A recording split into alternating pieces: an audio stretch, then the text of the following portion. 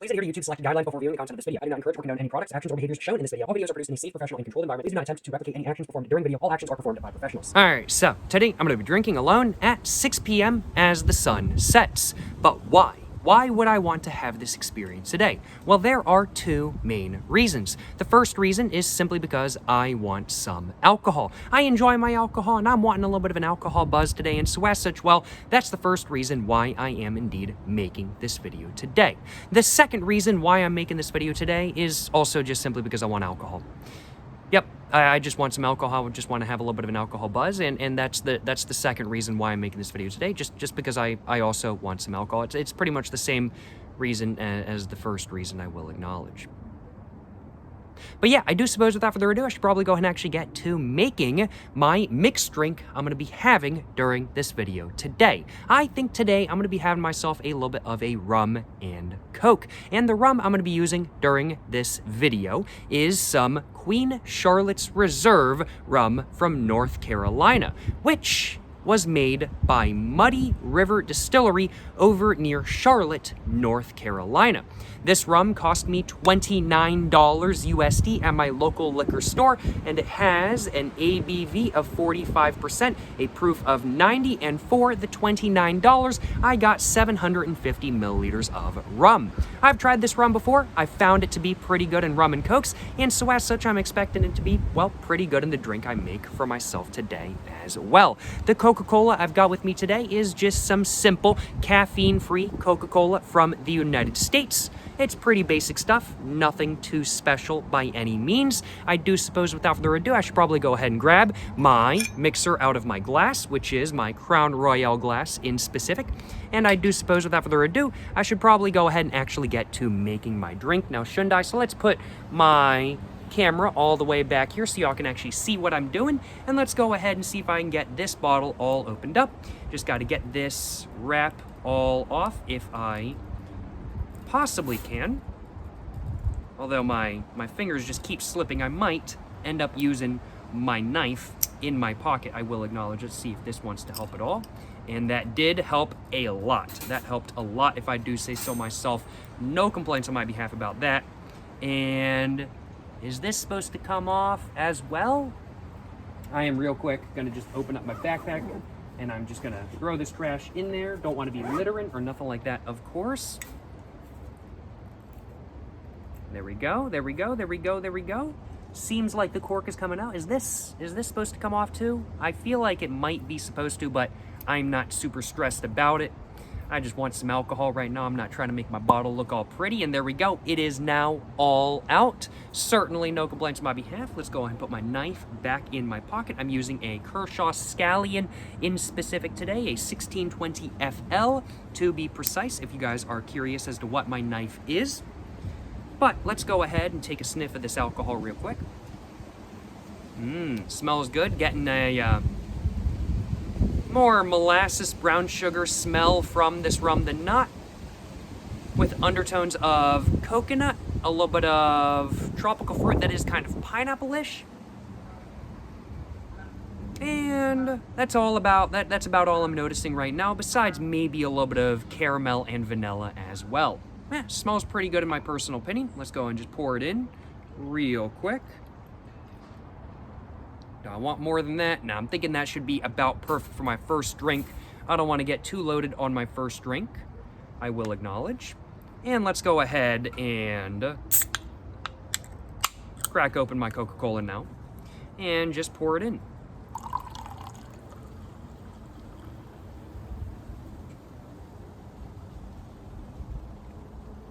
Just like that.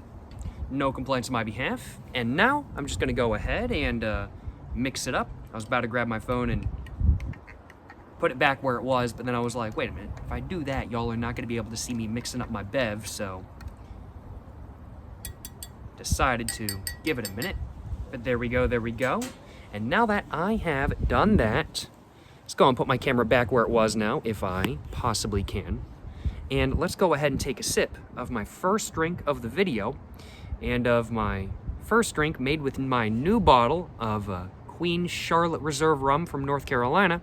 And let's find out just how this rum and Coke right here actually is. Yes, sir, you know what I'm saying?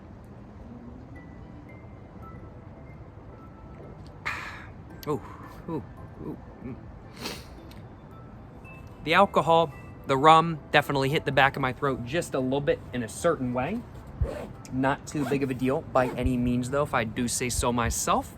Overall, pretty solid in my personal opinion. Yeah, no, pretty solid bev, I will acknowledge. Now, I did mess up one thing. And what I messed up is not putting my Coca-Cola in the refrigerator for an hour or two before this experience today. What I ended up doing was putting my Coca-Cola in the freezer for about 10 minutes before I started this video. And so as such, my Coca-Cola is not particularly cold. I could definitely go for some ice in my drink right now to make my drink a little bit cold, but I don't actually have any ice either. My refrigerator does not have an ice maker, and I always forget to put water in the ice cube trays, I will acknowledge. So I've got no ice today, and it's a little bit of a warmer Coca-Cola than not, but you know, hey, I'm drinking and I'm having a good time, so it don't matter, you know what I'm saying? It don't matter.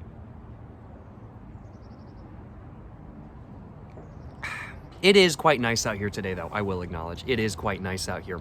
We can see in the background that it's just getting a little bit sort of like, I'd have to say yellowish and whatnot kind of thing. And I'm just looking out over here. I'm seeing the blue sky with clouds reflecting with clouds turning a little bit yellow, reflecting the sunlight and whatnot kind of thing. But there's like the dark shadows of them. It's not super cloudy out here, I will acknowledge. It is much more clear than not, especially since it's been very windy today, I will acknowledge.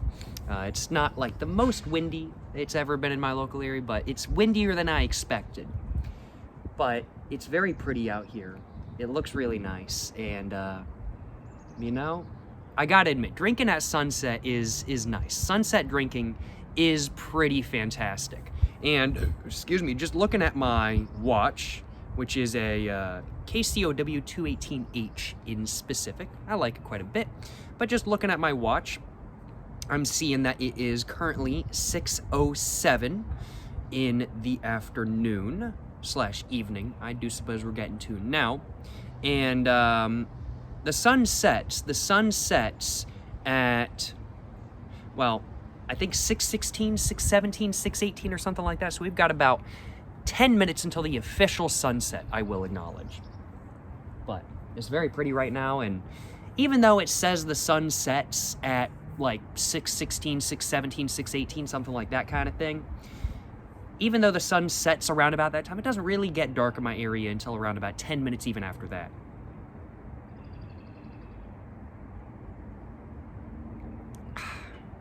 Ooh. Very nice, very nice. It's very pretty out here. Feels good out here as well. It's like 65 degrees right now. Feels fantastic. Just looking at beautiful scenery around me. It's nice. It's nice. Just looking at the clouds in the background. It's quite pretty. It is quite pretty, I will acknowledge.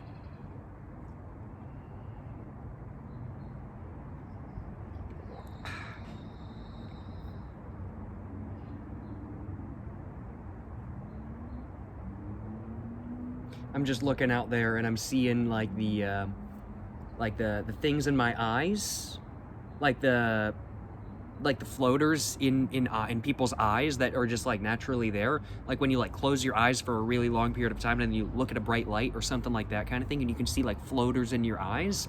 Like I didn't even really have my eyes closed, but I was just like looking out there, and it's a bit brighter than not when compared to like sitting right here and whatnot. I'll acknowledge, because I'm kind of in the shadows right now, or kind of in the shade right now. We're not really in the shade per se, but I'm just out of the sunlight, I guess is really the right way of putting it. But I'm just looking out there, and I was seeing like a floater or two in my eye, like just looking. I felt like I was looking through a microscope, looking at bacteria for a minute, I will acknowledge, and that was interesting. I don't really notice floaters in my eyes all that much. They're a completely natural, normal thing to happen. It's not a bad thing by any means, but yeah, very interesting, very interesting.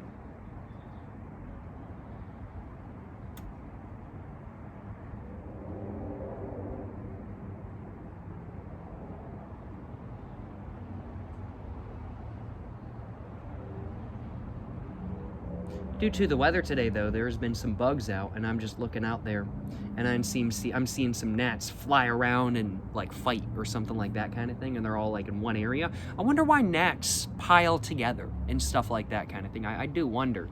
I've, accidentally walked through a gnat swarm before, and it was not an experience I'd like to have again. And I've been sitting in one area, and then all of a sudden gnats like start swarming around me and stuff like that, and it's not an experience I'd want to have again. It's just, and like gnats, they don't bite or anything like that. They're just super annoying.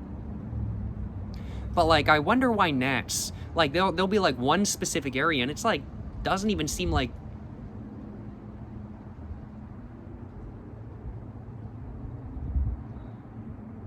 did I just jinx myself?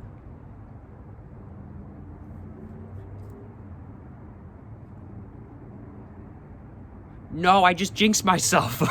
No, there's now a swarm of gnats. No, no. What the heck? Get away from here. Get away. No, no. I was just looking out there and I was like, wow, there's a swarm of gnats. I wonder why they decide to be like right there. It doesn't really seem like the greatest location in the world kind of thing. I don't know. Maybe there's just certain locations gnats like to go to. I don't know why they start or decide to swarm in one specific area. I'm not a gnat scientist, I will acknowledge, but I think I jinxed myself talking about that, because then all of a sudden I look up and there's gnats flying around. I'm like, what the hell? I'm trying to chill out, have myself a bev, get away from me. I don't want no gnats flying into my ears or nothing like that kind of thing. They'll go into my ears and suck out my brain. Nah, hell nah, bruh.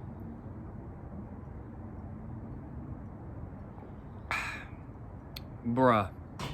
Gnats. You know, I'd much rather have gnats over mosquitoes, because mosquitoes bite you, make you itchy. Gnats don't do jack. Nothing. They don't do nothing. They don't do jack. But gnats are still not great. They're just annoying kind of thing. I'm like, what I'm saying is garden spiders. Those are fantastic. I love garden spiders. Now, I realize if y'all don't like spiders, garden spiders are not going to be it. But garden spiders, in my opinion, are super cool. They don't bite. They're really big. They make big webs that look really pretty. And they just kind of be vibing, and they get rid of all the annoying bugs in your local area. Like, garden spiders are like the best spiders. I don't know, maybe that's kind of controversial. I think jumping spiders are really cool too. I've been sitting down, like making a video before, and a jumping spider has like jumped on my tripod. And this hasn't happened once, not twice, not like 3 times. It's happened like a handful, if not 2 handfuls of times, where I'm just like sitting down and there's a jumping spider that like gets up onto like my phone and stuff. I guess it's like the highest place around there or something like that kind of thing. And it's just kind of looking around, and I'm like seeing it's like all fuzzy, and it's got like its little eyes and everything, and they're like looking at me, and I'm like, what's up, homie? Like jumping spiders are like pretty cute. Like, I wouldn't say garden spiders are cute, but they're just like great like spiders, and I think they're super cool. But like jumping spiders, like high key, actually be pretty cute. I don't think they'd be so cute if they were like the size of my hand. That would be kind of scary in all honesty. But like little jumping spiders like that big, yeah, they pretty cute. I ain't gonna lie, they pretty cute, and they just kind of be looking around. And I've even heard that like jumping spiders can have like, what is it, object pertinence, where they like remember stuff and whatnot kind of thing. Like, I don't know, maybe it's just me, but I don't really think of like bugs as being able to like remember like specific objects very much. Like, maybe it remembers to get back to its nest, or like in bees' case, like back to the hive, for example, and whatnot kind of thing. But like being able to remember specific objects, like, oh wow, there's this coin on the ground right here, or something like that kind of thing. I saw that yesterday. I don't really think of bugs as being able to remember like that kind of thing. But apparently jumping spiders can. Apparently they do have object pertinence. Maybe I'm wrong. Maybe it's a different spider, a different creature or something. I'm not sure. But either way, pretty cool stuff.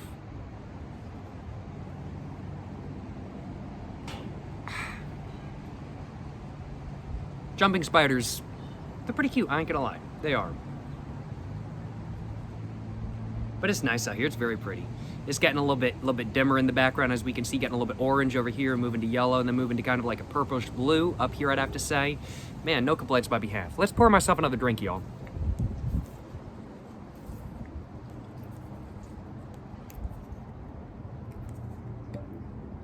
Very nice, very nice.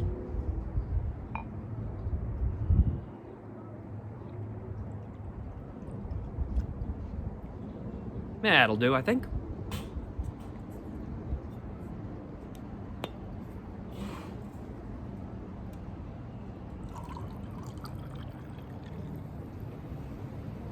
Perfect. Had just enough Coca-Cola left for another rum and Coke. No complaints on my behalf, none at all. Gonna mix it up just real quick, you know what I'm saying?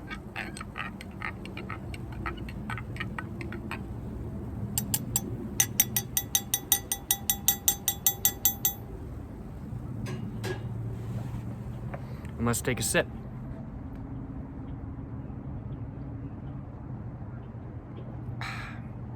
Oh yeah.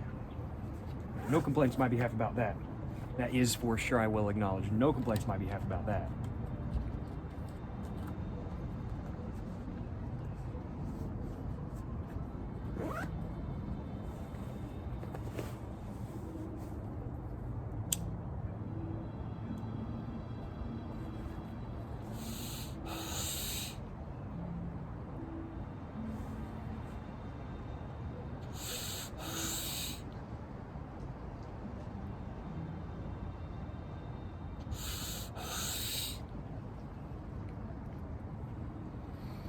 Just chilling though. Some spiders though are pretty scary. Like huntsman spiders. Hell nah, bro. I don't mess with those. Those ain't be chilling. But excuse me. Like other animals are really cool too. I'm just gonna talk about animals. Yeah, why not, right? Salamanders. I would never want to have a salamander like as a pet, because amphibians are really hard to take care of. Like you literally have to make sure like the water is like a certain pH, and if it deviates at all, they all die. Like I would never want to have a salamander as a pet. I'm more of like a tortoise person, I'll acknowledge. I really like my tortoises. Like if I had to choose like a pet from like the two basic pets in the United States at least, which is cats and dogs, I'd probably choose a dog because I am allergic to cats. If I spend too long around cats, my nose gets stuffy. I'm not like super allergic by any means. I'm not gonna walk into somewhere that has cats and all of a sudden have an allergic reaction like super quickly, but my nose just gets a bit stuffy. It's uncomfortable to be around cats for an extended period of time. Excuse me. So a cat is not a pet that I personally would like to have, even though cats are very cute, I will acknowledge. But like hypoallergenic dogs that don't shed everywhere, that's fantastic, I will acknowledge. Like shih tzus or something like that kind of thing. I think shih tzus, they're little rat dogs, except for the shih tzu my family has. That's not a rat dog. It's the best dog ever, the cutest dog ever, kind of thing. But they're little rat dogs, you know what I'm saying, and they're very cute. They're little tiny guard dogs. They're bred to be the ultimate runts, and it's exactly what they are, but they're very cute. And they don't mess up my nose or allergies or anything like that, and they don't shed everywhere. Yeah, can't beat it, you know what I'm saying? Can't beat them. But if I had to choose a pet like even over like a dog or a cat, I'd choose a tortoise, because tortoises are awesome. They're super cool. I think Russian tortoises are like really cool creatures, and they're like super chill, and they can like literally outlive their owner, which I think is hilarious as well. Yeah. Tortoises are awesome. Like a super big tortoise, I don't know if I'd want like a super big tortoise, I'll acknowledge, because I'd want to make sure that I have an enclosure that is really good for it and everything like that. And if you have a super big tortoise, you need a super big enclosure. But like a smaller tortoise, like Russian tortoises can get big-ish, but like not super big. But like a small tortoise, like a Russian tortoise or something like that kind of thing, I feel like that would be the moves, high-key.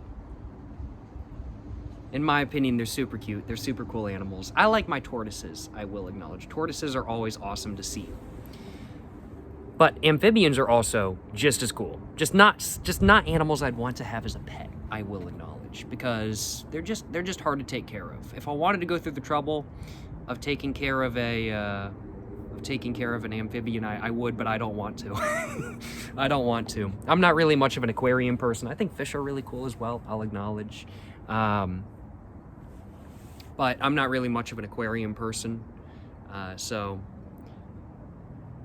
a salamander would be, I'd have to say, probably even harder than running like a saltwater aquarium. I don't know about that. But I feel like it'd be probably on the same level. I don't know anything about this, so talk about it in the comments if you think I'm wrong. I don't know anything about aquariums, I'll acknowledge. It's not my forte. It's not something I really have any desire to do, to mess around with. But salamanders and amphibians in general seem like they just wouldn't be very easy to take care of, unless it's like a toad. Toads are just kind of chilling, and they're literally like they're hard to kill. I feel like a lot of toads are like really hard to kill. Like, but I know like a lot of salamanders are like super sensitive to like the pH of the water, and if it's off by even just a little bit, they'll die. There's one species of salamander native to my state called the hellbender, which I think is a badass name. Like, what's more of a badass name for an animal than hellbender? Tyrannosaurus Rex, okay, that's pretty badass too, I'm not gonna lie, but hellbender, it's so cool that it bends what hell really is. You can't get much more badass than that, frankly put. And they're like the biggest, they're not the biggest like salamander in the world, but I think they're like second or third place, or like at least in the top 5 kind of thing. And they're super cool. They're super cool. I've never seen one in the wild. I've never even seen one in real life, as no places near me have them. But I think I've seen photos, and they are very, very, very cool, if I do say so myself. But tortoises are really cool. I like tortoises. I like turtles.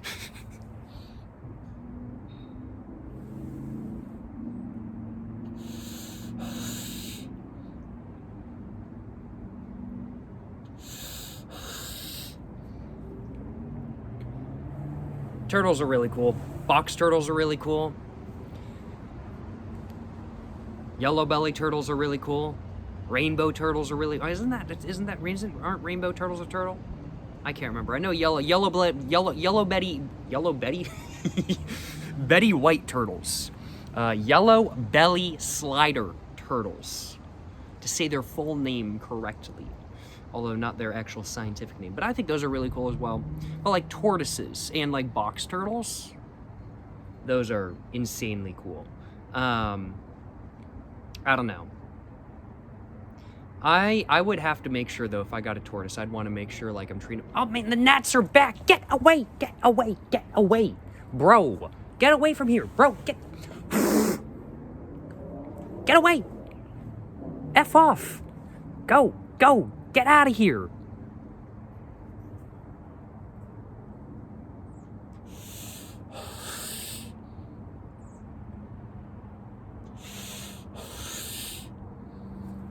Get away! Get out of here! Get out! Get out! Nah, don't be chilling near me. Nah, I don't like you. Damn gnats, bruh. Goddamn! I need some alcohol.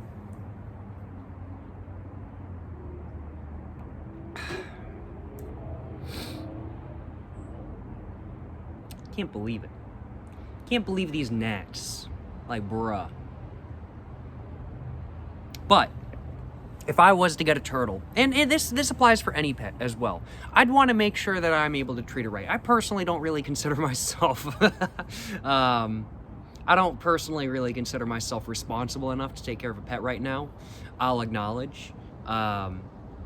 I can take care of myself, but a pet, I don't know. I just don't really consider myself responsible enough. Especially something like, let's say, a turtle that's literally gonna live for probably, I mean, like, a box turtle might not, but like a Russian tortoise could very possibly live for literally the rest of my lifetime, and literally be a pet that gets handed down to the rest of my family, kind of thing. They just live for so long after all. But if I was to get like a turtle or any pet, I would want to make sure I can take care of it properly and everything like that. And for a tortoise, I'd want like a solid, like at least, at a minimum, room size enclosure with like an outdoor area as well, kind of thing. And I just don't have the space or money for that right now. But if I ever did, I'd be very tempted to get a tortoise because I think they're super cool. They are very, very, very cool creatures, if I do say so myself.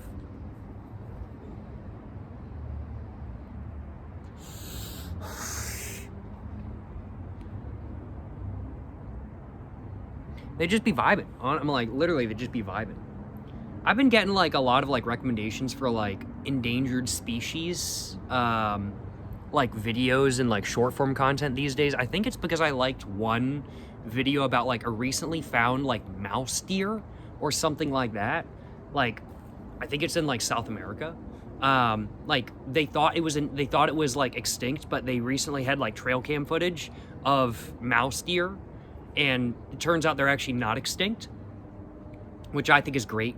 I think it's really interesting whenever an animal that people think is extinct is actually not extinct, and I think that's fantastic because animals are really cool and they should not go extinct, if at all possible, of course. Of course, extinction is, I will acknowledge, the natural way of things, but extinction by humans should be avoided, kind of thing.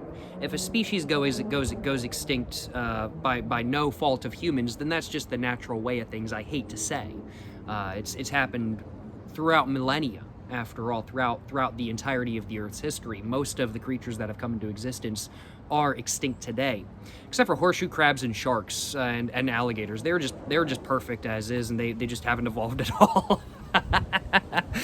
Horseshoe crabs are super cool. Sharks are super cool. Alligators and crocodiles are super cool. They have had no reason to evolve. They were just perfect creatures as is. But extinction by fault of humans should be avoided, absolutely. So I think it's really cool whenever a creature that we previously thought was extinct, even if it wasn't by fault of humans, turns out to actually not be extinct. I think that's very, very, very cool, and it's something I like to see. And so seeing the mouse deer that we thought was extinct for I think like 20, 30 years actually not be extinct, I think is super cool, I will acknowledge. Excuse me.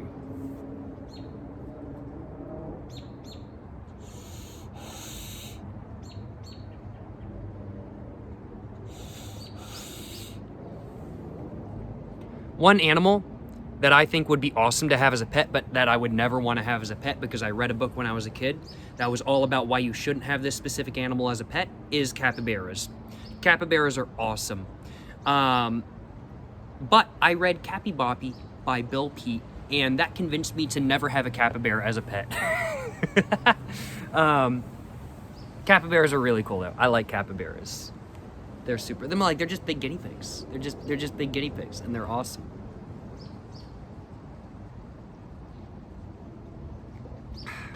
Yeah, capybaras, super cool. Super cool animals, I ain't gonna lie.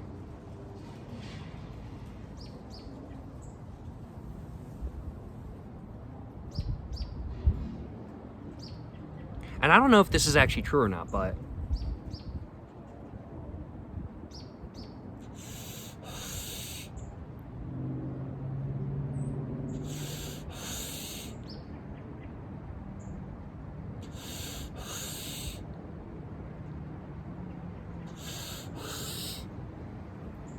but I heard once, and do fact check this, because I don't know if this is true or not. I want to clarify. But I heard once that the Catholic Church determined, and this was like long ago, I don't know if it's still this way, but I heard that long ago, the Catholic Church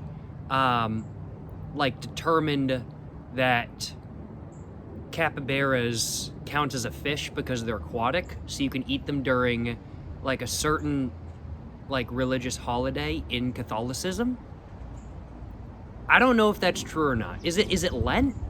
I don't think it's Lent. I am not Catholic, I will acknowledge. I'm not a particularly religious person. But But if that is true, it's pretty funny that they counted them as fish so people could eat them during that holiday and whatnot, which I think is really amusing. But capybaras are really cool. Capybaras are super cool, and I love seeing them. I've only ever seen a capybara like once in real life, and it was at an aquarium. And had its own little enclosure, and it was just kind of chilling. That's just what capybaras be doing. They'd just be chilling, and it was really cool to see. I want to see some more capybaras. I ain't gonna lie. I need to go to some more places that have capybaras. In Japan, apparently they have a capybara cafe, which animal cafes and the ethics of animal cafes is kind of controversial. I'll acknowledge. Because sometimes the animals just aren't treated right. But if I found a place that I knew the capybaras were treated right at, and they weren't like overwhelmed by people all the time and had like super bad anxiety, and they were treated properly kind of thing, but like you can go up and interact with the capybaras and stuff like that kind of thing, I would absolutely go there. But I'd want to before I actually put any money down and actually went there and spent money on supporting the business and supporting the capybaras and whatnot, I'd want to make sure that they're actually treated properly. But yeah, capybaras are really cool.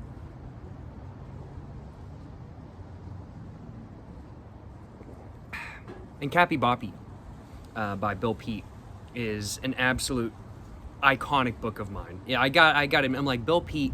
I don't know if you all know who Bill Peet is, but he's like a children's illustration author from the United States. Before writing his own books, he worked for Disney I want to say a decade or two. I could be wrong about that. I don't know too much about him. But he wrote some fantastic books that are absolute childhood icons of mine. And I gotta admit, I'd have to say Cappy Boppy is probably my favorite book from him. It's such a good book. And it's such a good story in explaining why you shouldn't have exotic pets, which I think is a really good message, I will acknowledge. Because generally speaking, exotic pets, now this might be controversial to some communities, but I generally think a lot of exotic pets are not really the greatest idea. Like a tiger, it's still a tiger. It's still gonna eat everything it wants to, kind of thing, including its owner. Yeah, it's such a good book. It's got a great message behind it. It acknowledges that. I mean, like the whole plot of Cappy Boppy is based around Bill Peet's son liking exotic animals and having like snakes and reptiles and stuff, and he decided to get a capybara. And this is like back in the 70s kind of thing. So it's, or maybe even before that. It might have been in the 60s. I can't remember the exact time frame of the book. And just they ended up just talking about how having a capybara was a really cool experience, but it's just not something that realistically really works. It's not something that really works in a human environment very well, especially with other pets around. The book had a really good message, and it was a very good book at acknowledging, like, don't do this, we did this is our mistake, kind of thing, and this is something that should not have been done. This is something that they did not encourage or condone. That's why the book was written, to encourage people not to have capybara as pets. And I think that's super cool, I will acknowledge. And on a similar yet slightly off topic, I mean, like Perry the Platypus from Phineas and Ferb. The reason they chose a platypus as for Perry the Platypus's animal was due to the fact that they wanted to choose an animal that couldn't become a pet of people, because platypus, I don't know if they're endangered. But they cannot be pets. The Australian government does not allow them to be pets. They don't allow the export of platypuses or platypi. I don't know what the plural of platypus is, I will acknowledge.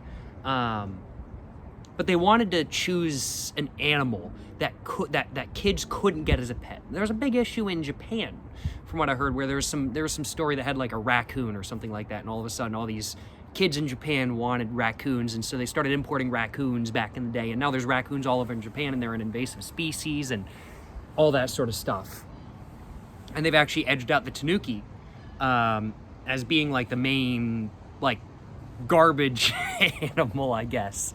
And so tanuki populations are not as big as they used to, I think. Don't quote me on that. I really have no idea what I'm talking about. I'm just talking, I'll admit. I've got a little bit of a buzz going. I'm just kind of talking. So fact check if you'd like to.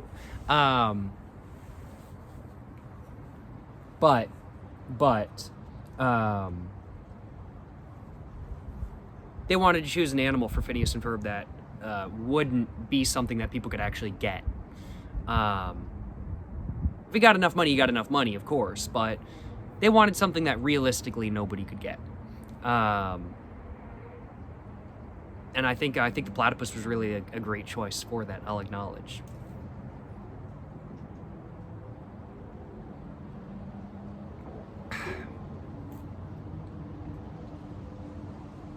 Perry the Platypus, iconic character. Absolutely iconic character, without a doubt. Phineas and Ferb, just a great show in general. Just a fantastic show. And movies. The movies are great as well.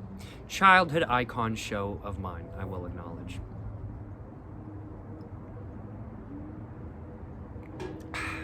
But that's all I had to my drink. That's all I had to my drink. I had a great time talking, chatting with y'all.